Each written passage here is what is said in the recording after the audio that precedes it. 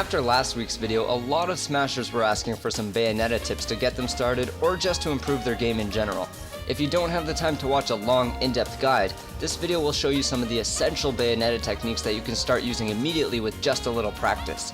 As the lovely femme fatale says, there will be plenty of time for pillow talk afterwards. Let's dance, boys! Being an agile fighter, Bayonetta was given a wall jump and a wall cling. What many people don't realize is that wall clings can also be used as another mini wall jump.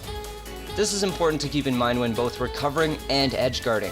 You can also instant wall jump and cling, a technique I discovered and made a video about a little while ago. If you want to check out that guide, the link is in the video description below, or you can wait until the end of the video and I'll link it on screen. Another important thing to note about Bayonetta's wall jump is the anti-ledge trump technique discovered by beefy Smash dudes not too long ago. You can also find the link to their video in the description below. Essentially, if an opponent ledge trumps you while you're holding the control stick away from the stage, some characters will automatically wall jump, which will allow you to get back on stage safely or even pull off a reversal and start your own edge guard. Bayonetta's forward aerial has 3 parts to it, similar to an onstage jab combo. While landing the third hit rewards you with a decent amount of knockback, you can also opt to use only the first hit or the first and second hit of forward air to continue your aerial combos. This is how Bayonetta players are able to pull off those long-winded combos with tons of hits.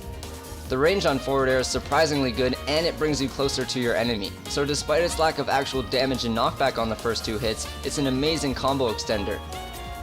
As I mentioned earlier, the last hit of forward air is where all the knockback lies. This means that you can use the first 2 hits of forward air, pause, and then do it again. Although it is possible for your opponent to slip out after the first 2 hits depending on their character and percent, it's still fun to carry enemies off stage or across the stage if you can.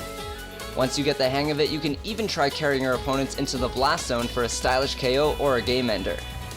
Bayonetta's counter witch time is one of her most fun moves to use. The only problem is, the more you use it, the less effective it becomes and the counter window gets smaller.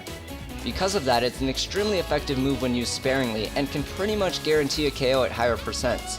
Keep this in mind when edge guarding opponents.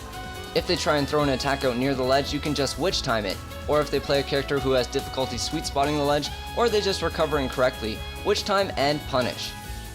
Let me know in the comments about the crazy things you've done with witch time.